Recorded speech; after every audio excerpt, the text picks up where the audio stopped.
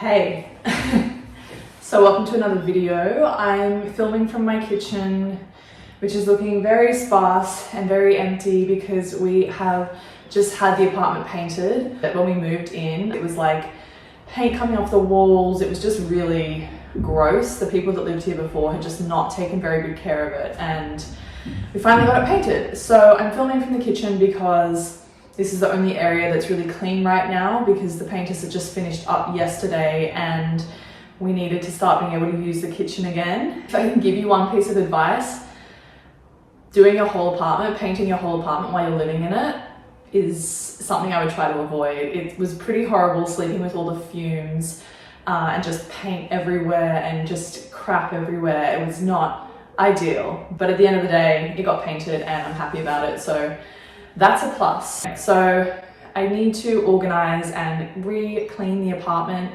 now that that's all been done, and that basically leads me into what we are talking about today. Home organization, how to keep your home clean, things you can do and strategies you can implement to make your home more functional, easier to live in, more enjoyable to live in, and to free up mental space. I know for a lot of people, cleaning and the idea of organization is so daunting because for a lot of people it doesn't come naturally, which I totally get. My mum, for example, hates cleaning and she says she can only do it when I'm there to motivate her, which I totally understand, but I am complete opposite and I love cleaning and organization and I get like a high from it. And I know I'm a freak, but it's just how I feel. So that is what we're going to talk about today, organizational tips and everyday strategies that you can implement that's going to take minimal effort to make your home cleaner, tidier, less stressful, less clutter and crap everywhere, and yeah. So we've all seen this sort of organization where you distribute everything that you have in your home into plastic containers, and I have never been a fan of this. Like I know I talk about in my videos to decant things into other containers or whatever it is, but this is just very OCD for me, and I feel like it doesn't really solve the problem of a messy home, and you're basically just taking your crap and putting it into a container where you can still see it, where it's still going to have the same issue of clutter, it's just contained. So what I want to say before you do this, if this is something that you want to do, that is to cull the items that you do have. And I'm not saying do everything all at once because I know it's overwhelming, but if you just pick one room, maybe the room that you use the most, if that's like your home office, if it's your bedroom, your living room, I would say to go through the items that you have in there. And like I've said in previous videos, have 3 piles. So have things that you're going to get rid of, things that you want to keep for sentimental or personal reasons, and things that maybe you're going to donate or you're not sure of. And that is the first step that I would do when it comes to home organization, and just set yourself a small goal of like 20 minutes. You don't have to spend hours doing this. I think when people hear me say that, they think, oh my God, it's going to take me a whole day to do one room. And I'm not by any means suggesting that. I think just go slow, especially if this is something that you find really overwhelming. One of my sisters gets really overwhelmed with like throwing things out and letting things go, and she gets visibly stressed by it. So taking that into consideration, I feel like a lot of people have that reaction to this. I would say just spend 20 minutes in one room and go through items. For example, if it's on your desk, just cull those items of things that you actually use, things that you never use or rarely use, and things that maybe you need to keep but don't really need on display.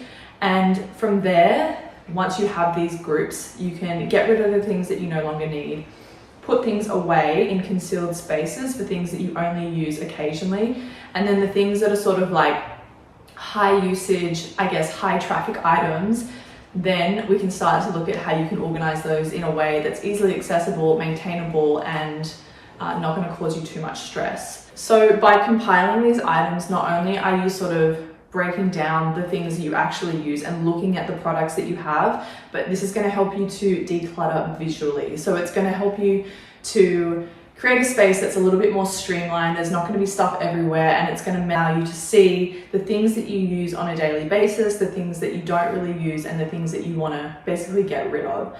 So for example, in the office, I think a really great thing that you can do is if you have some storage units or some shelving, is yes, to buy some containers But what I want to suggest is buying containers that are not transparent. I know that people say that the transparent containers are really good because you can see what's in there, but for me personally, if I can visually see a lot of clutter, that creates more stress for me than trying to find where things are. And if you're buying containers like this, for example, that still look good, you can put them in drawers and things, then you're still going to organize those containers, but you're not going to see everything that's in there. That's just going to create visual clutter in the space. So that is my next tip, is to buy some containers, some sort of vessel to hold items that you're not going to use on a daily basis, that you can tuck away in some drawers or on some shelving, that's going to minimize the visual clutter.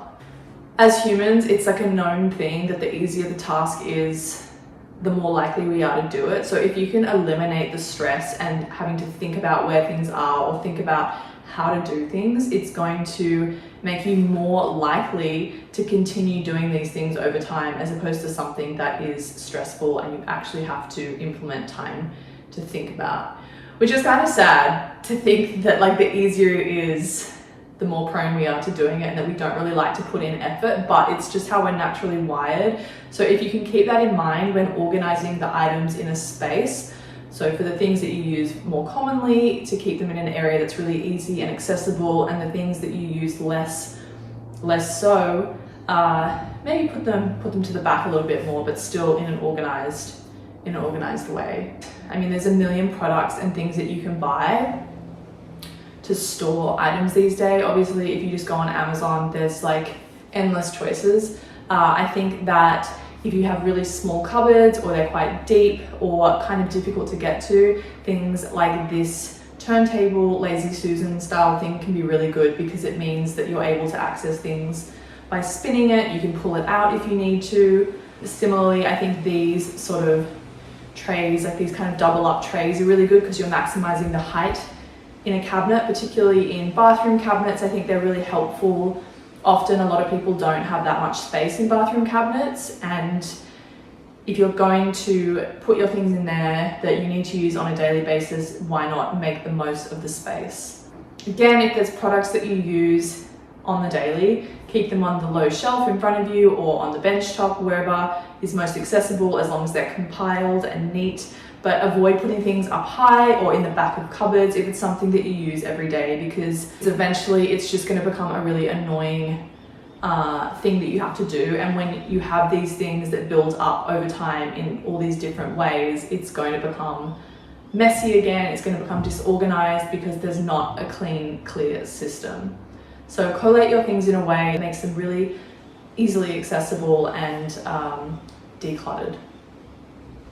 Similarly, when it comes to areas like your wardrobe, I know that this is a big sensitive area for a lot of people, because wardrobes feel really hard to maintain cleanliness, because it is literally an area of our home that we use every day, that we are constantly taking things out and putting things back.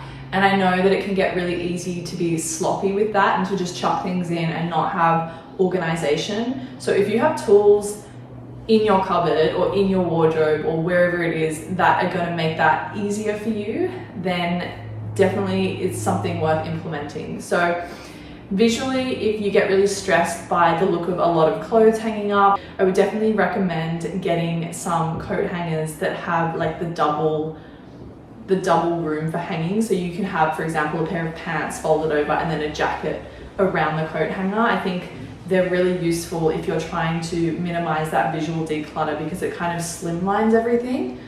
Similarly, I know this is not revolutionary, but getting uniform hangers. So I really like these flocked velvet hangers. I actually really like this color of like the caramel with the chrome top, but you can get any color like on Amazon or anywhere. I would say, unless you have the space, to maybe try and avoid timber coat hangers, because for me, just from experience, I've noticed that they do take up a lot more space just because they are physically a lot more chunky. So if you can kind of compile things a little bit more by using more slimline coat hangers, that would be a good option.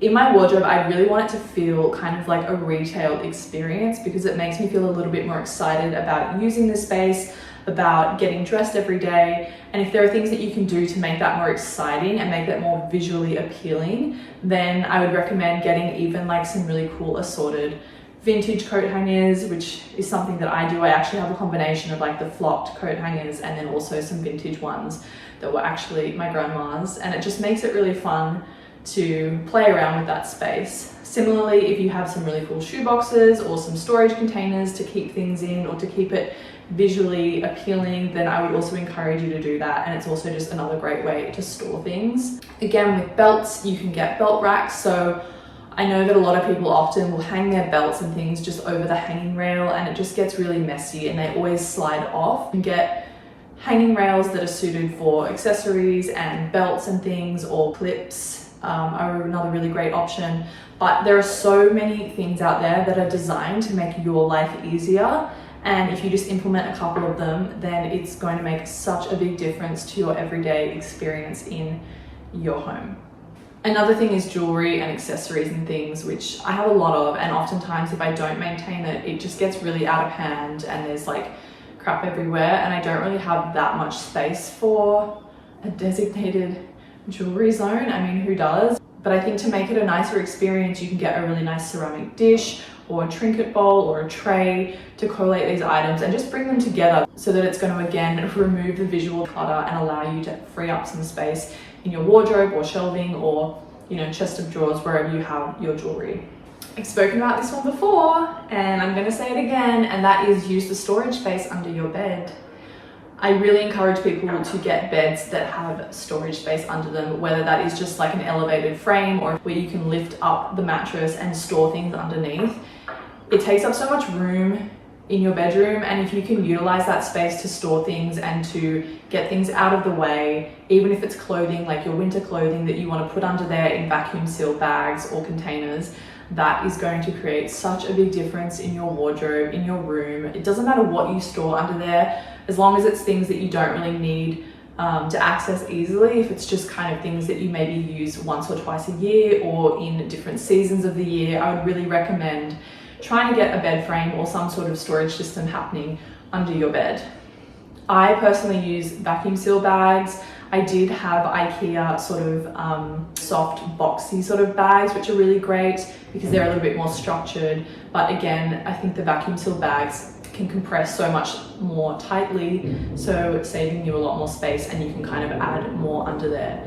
So for me personally, I think that organization starts in your entryway when you walk into your home. This is such a high traffic area that we come into every day, we leave from, and if you can come up with some systems that are going to make this space organized, it's going to have a flow-on domino effect into the rest of your house. So think about the things that you do when you come home. You put your keys somewhere, you hang up your bag, maybe put your coat, your dog leash, your shoes, whatever it is. Think about the things that you do on a fairly regularly to daily basis, and look at where you're naturally placing things. And for example, if it's your keys and you're just dumping them on the top of a cabinet or something, put a bowl there, because then that becomes this universal symbol, which sounds really over the top, but it does become this like universal symbol for that's where the keys go. And if you're living with more than one person, that's just a way of implementing systems that everyone can get on board with. It's really easy, you don't have to think about it. So it's something as simple as putting some hooks on the wall to hang your bag or your coat or the dog leash, or having, you know, some shelving for your shoes or a bucket, whatever's easiest for you and is going to be the most functional for you and whoever you live with. Just having something that is a designated zone for high traffic areas is going to make such a big difference, such a big difference. Just do a little bit at a time and see how it makes a difference when you're living with that organization. So anyway, that is my spiel. That is my spiel about home organization and things that you can do to make your life just a little bit easier. Like, I feel like everything I've spoken about is pretty easy to do and accessible, and it's just going to take the stress out of the little things. And like I said, it's honestly the little things that we do every day, those little things that annoy us, that we know need to be resolved. They are the things that cause stress. It's not always the big picture things. So you can visually declutter your space if you can make things easily accessible, if you can make things like ongoing strategies that are really easy to implement for you, and if you live with anyone else, it's going to make such a big difference. And Organization isn't necessarily interior design, but it does help aesthetically and it helps how you feel in your home, and that is the most important thing. So I hope I've helped you guys, and if you have any comments or questions about things, let me know. Anyway, I am rambling and I gotta go, but in the next video I'm going to be buying some new homewares and I'm going to take you along with me. So until then, I hope you guys have a great week. Okay, bye.